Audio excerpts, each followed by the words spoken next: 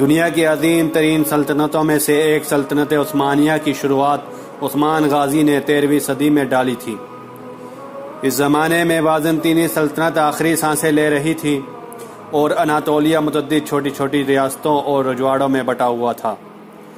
1254 میں پیدا ہونے والے عثمان غازی ان میں سے ایک چھوٹی سی ریاست سوغوت کے ترک سردار تھے، تاہم انہوں نے ایک دن ایک ایسا خواب دیکھا جس نے تاریخ کا رخ موڑ کر رکھ دیا۔ برطانوی مورخ کیرولین فنکل نے اپنی کتاب عثمان کا خواب میں لکھا ہے کہ ایک رات عثمان ایک بزرگ شیخ ادیبالی کے گھر میں سو رہے تھے کہ انہوں نے ایک خواب دیکھا کہ ان کے سینے سے ایک درخت اگ کر ساری دنیا پر سایہ ڈال رہا ہے۔ انہوں نے جب شیخ کو خواب سنایا تو انہوں نے کہا، عثمان میرے بیٹے مبارک ہو، خدا نے شاہی تخت تمہارے اور تمہاری اولاد کے حوالے کر دیا ہے۔ اس خواب نے عثمان غازی کے لیے موٹیویشن کا کام کیا، کیونکہ وہ سمجھنے لگے کہ اب انہیں خداوندی تائید حاصل ہو گئی ہے۔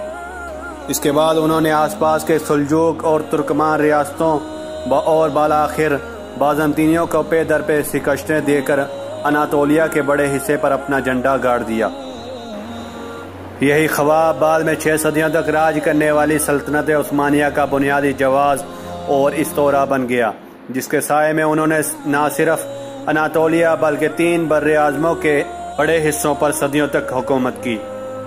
عثمان کے جانشینوں نے جلد ہی اپنی نظریں یورپ پر جما دی۔ 1326 میں انہوں نے یونان کا دوسرا بڑا شہر تھیسالونیکی فتح کر لیا، جبکہ 1399 میں وہ سربیا پر قابض ہو گئے، لیکن ان کی تاریخ ساز کامیابی 1453 میں بازنطینی دارالحکومت قسطنطنیہ موجودہ استنبول کی فتح تھی۔ مسلمان پچھلے 700 برسوں سے اس شہر پر قبضہ کرنے کی کوششیں کرتے چلے آئے تھے، لیکن اس کا جغرافیہ کچھ ایسا تھا کہ وہ ہر بار ناکام رہے۔ قسطنطنیہ کو 3 طرف سے بحیرہ باسفورس نے گھیرے میں لیا ہوا ہے، جو اس کے لیے شہر پناہ کا کام کرتا ہے۔ بازنطینیوں نے گولڈن ہورن کو زنجیریں لگا کر بند کر رکھا تھا، جبکہ دوسری جانب ان کے 28 جنگی جہاز پہرے پر مامور تھے۔ 22 اپریل 1453 کو عثمانی سلطان محمد فاتح نے ایک ایسی چال چلی جو کسی کے سان و گمان میں بھی نہ تھی۔ انہوں نے خشکی پر تختوں کی اشارہ تیار کی اور اس پر تیل اور گھی ڈال کر اسے خوب فسلوا بنا دیا۔ اس کے بعد انہوں نے اپنے 80 بحری جہاز اس راستے مویشیوں کی مدد سے گھسیٹ کر دوسری طرف پہنچا دیے اور شہر کے حیرت زدہ محافظوں پر آسانی سے قابو پا لیا۔ محمد فاتح نے اپنا دارالحکومت قسطنطنیہ منتقل کر کے اپنے لیے قیصر روم کا خطاب اختیار کیا۔ فاتح کے پوتے سلیم اول کی نظریں کہیں اور تھیں۔ انہوں نے 1516 اور 1517 میں مصر کے مملوکوں کو شکست دے کر مصر کے علاوہ موجودہ عراق، شام، فلسطین، اردن اور سب سے بڑھ کر حجاز پر قبضہ کر کے اپنی سلطنت کا رقبہ دگنا کر دیا۔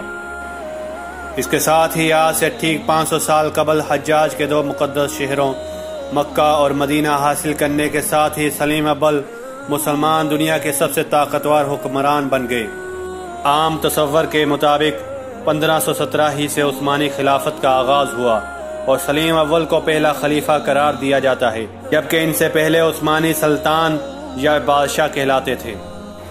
مولانا ابوالکلام آزاد اپنی کتاب مسئلہ خلافت میں لکھتے ہیں، سلطان سلیم خان اول کے عہد سے لے کر آج تک بلا نزاع سلاطین عثمانیہ ترک تمام مسلمانوں کے عالم کے خلیفہ و امام ہیں۔ ان 4 صدیوں کے اندر ایک مدی خلافت بھی ان کے مقابلہ میں نہیں اٹھا۔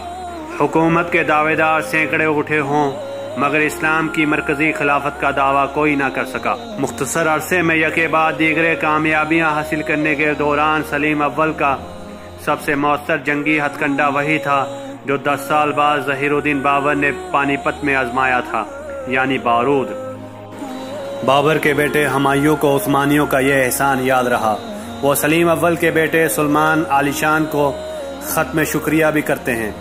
ہمایوں کے بیٹے اکبر نے عثمانیوں کے ساتھ کسی قسم کے تعلقات قائم کرنے کی کوشش نہیں کی، جس کی ایک وجہ یہ ہو سکتی ہے کہ عثمانی ایران کے صفوی حکمرانوں کے ساتھ مسلسل حالات جنگ میں تھے اور اکبر صوفیوں کو ناراض نہیں کرنا چاہتے تھے۔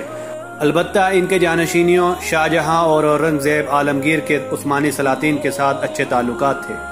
ان کے درمیان تحائف اور سفارتی وفود کا تبادلہ عام تھا۔ اور وہ انہیں تمام مسلمانوں کا خلیفہ مانتے تھے۔ صرف مغل ہی نہیں بلکہ دوسرے ہندوستانی حکمران بھی عثمانیوں کا اپنا خلیفہ سمجھتے تھے اور اقتدار میں آنے کے بعد ان سے بیعت لینا ضروری سمجھتے تھے۔ ٹیپو سلطان نے میسور کا حکمراں بننے کے بعد ایک خصوصی وفد قسطنطنیہ بھیجا تھا تاکہ اس وقت کے عثمانی خلیفہ سلیم سوم سے اپنی حکمرانی کی تائید حاصل کر سکے۔ سلیم سوم نے ٹیپو سلطان کو اپنے نام کا سکہ ڈالنے اور جمعے کے خطبے میں اپنا نام پڑھوانے کی اجازت دی۔ یہ الگ بات ہے کہ انہوں نے ٹیپو کی طرف سے انگریزوں کے خلاف لڑنے کے لیے فوجی امداد کی درخواست قبول نہیں کی، کیونکہ اس وقت وہ خود روسیوں سے برسرے پیکار تھے اور اس دوران وہ طاقتور انگریزوں کی دشمنی مول نہیں لے سکتے تھے۔ عثمانیوں نے ابتدا ہی میں یورپ کے کئی علاقے فتح کر لیے تھے۔ سلمان علی شان کے دور میں سلطنت اپنے فوجی، سیاسی، معاشی اور ثقافتی عروج پر پہنچ گئی۔ سلمان نے بلغراد اور ہنگری فتح کر کے اپنی سرحدیں وسطی یورپ تک پھیلا دی۔ تاہم 2 بار کوشش کے باوجود سلمان علی شان آسٹریا کے شہر ویانا کو فتح نہیں کر سکے۔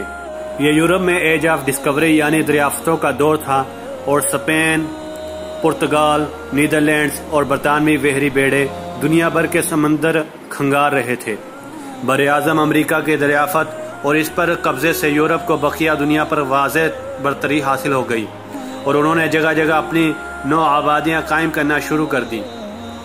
16ویں اور 17ویں صدیوں میں سائنس اور ٹیکنالوجی کے میدان میں یورپ نے بقیہ دنیا کو پیچھے چھوڑ دیا۔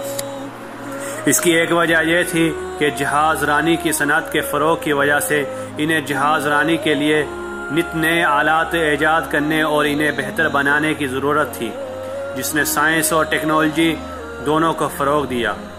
دوسری چیز چھاپا خانہ تھی، جس کی 1439 میں ایجاد کے بعد یورپ میں علمی اور فکری انقلاب برپا ہو گیا اور وہ علوم و فنون جن پر اس سے صرف اشرافیہ اور کلیسا کا اجارہ تھا اب عام آدمی کی دسترس میں آ گئے۔ اگر عثمانی بھی پرنٹنگ پریس سے استفادہ شروع کر دیتے تو شاید آج دنیا کی تاریخ مختلف ہوتی، لیکن سلطان فاتح کے بیٹے بایزید دوم نے 1483 میں عربی رسم الخط میں کتابیں چھاپنے والوں کے لیے موت کی سزا مقرر کر دی۔ اس کی وجہ یہ تھی کہ علماء نے چھاپا خانوں کو فرنگیوں کی ایجاد کہہ کر فتویٰ دیا تھا کہ اس فرنگی ایجاد پر قرآن یا عربی رسم الخط میں کتابیں چھاپنا مذہب کے خلاف ہے۔ چنانچہ یورپ آگے بڑھتا چلا گیا، عثمانی سلطنت سال بہ سال سکڑتی چلی گئی، حتیٰ کہ پہلی جنگ عظیم کے دوران انگریزوں نے ان سے اناطولیہ کے علاوہ تقریباً تمام علاقے چھین لیے۔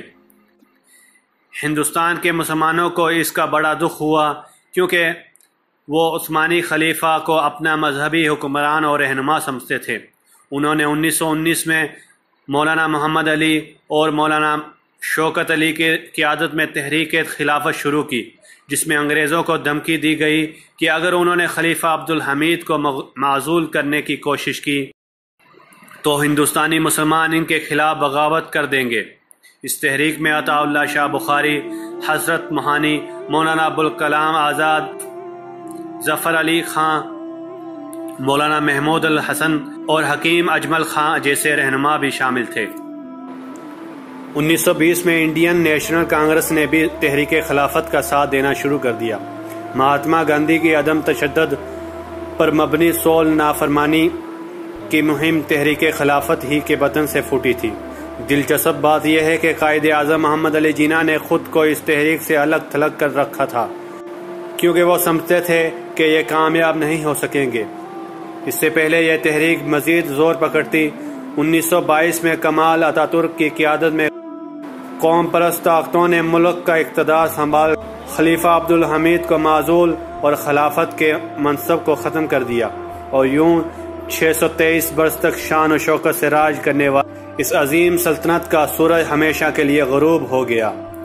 ہندوستانی مسلمان عوام نے انتہائی جوش و جذبے سے تحریک خلافت میں حصہ لیا۔ مولانا سید ابوالحسن ندوی لکھتے ہیں، جنہوں نے 1921-22 کا زمانہ نہیں دیکھا کہ اس وقت مسلمان کس طرح کو آتش فشاں بنا ہوا تھا۔ اتحادیوں کی فتح سلطنت عثمانیہ کے خلاف ان کے منصوبوں اور خلافت کو ختم کر دینے کی کوششوں کی خبر نے سارے ہندوستان میں آگ لگا رکھی تھی۔ مسجدوں، مجلسوں، مدرسوں، گھروں، دکانوں اور خلوتوں جلوتوں کہیں گویا اس گفتگو کے سوا کوئی گفتگو نہ تھی۔ اس دوران ہر بڑے چھوٹے بوڑھے بچے اور مرد عورت کی زبان پر یہ شعار تھا، بولے اماں محمد علی کی جان بیٹا خلافت پہ دو دو۔ عوام نے تحریک کی کامیابی کے لیے دل کھول کر چندہ دیا۔ ہندوستان کے طول عرض سے عورتوں تک نے اپنے ہاتھوں کی چوڑیاں اور کانوں سے بوندے اتار کے خلافت کمیٹیوں کی نظر کر دی۔ روایت مشہور ہے کہ ایک عورت اپنا بچہ لے کر آئی اور یہ کہہ کر خلافت کمیٹی کے حوالے کر دیا کہ میرے پاس چندے میں دینے کے لیے اس کے سوا کچھ نہیں ہے۔ یہ تحریک تو کامیاب نہیں ہو سکی، لیکن ترکی کے عوام کو یہ جذبہ آج بھی یاد ہے۔